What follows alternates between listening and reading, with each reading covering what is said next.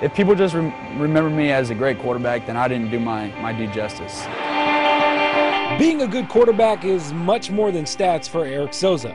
It starts with being a good person and putting everyone else first. I've been raised to not only do the best on the field, but also off the field. That selfless mindset comes from his family, who continue to give him strength day in and day out. My mom and dad, they're my rock. Without them, I wouldn't be here. I can't say enough about them. I mean, I'm lucky that I have the best parents in the world.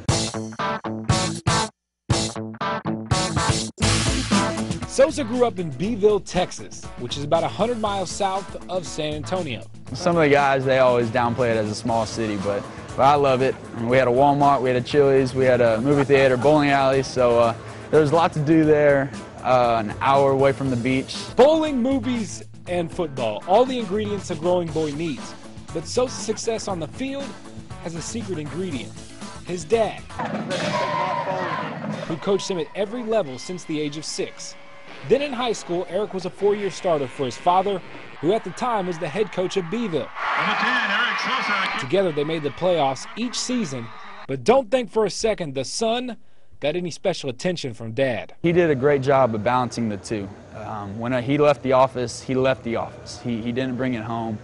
Of course, he would be watching film, but he would always say school comes first. You need to finish your homework before you watch film. Was it weird not having him on the sidelines with you when you came to college? A bit weird, because the coaching styles were different. I never had a different coach, you would say, because every time I moved, he was still that same coach. It was still the same offense. So, I mean, change is good, change is bad, but I think this change was good.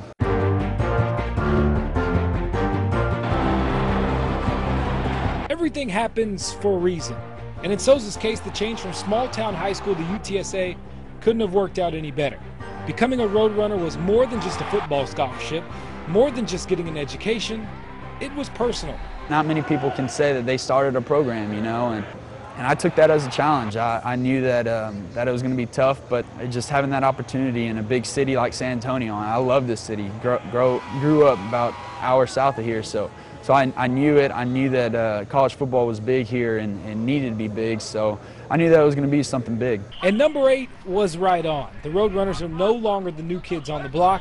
Now, along with everything on the field this fall, Eric is also currently planning a wedding. Remember, he proposed to his high school sweetheart following their win versus Texas State last season.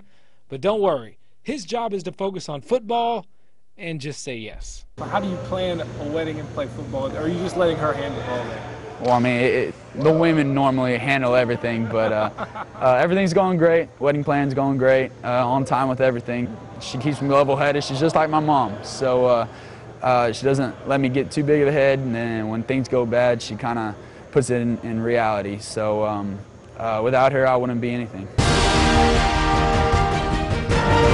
Does life get any better for Eric Souza? You're getting married in January, playing one of the toughest schedules in college football. It's your senior year. You're still at college. Yeah. Does life get any better? I'm able to play the game that I love and I have my family around, so I'm happy. I'm happy with where I am and couldn't ask for anything better.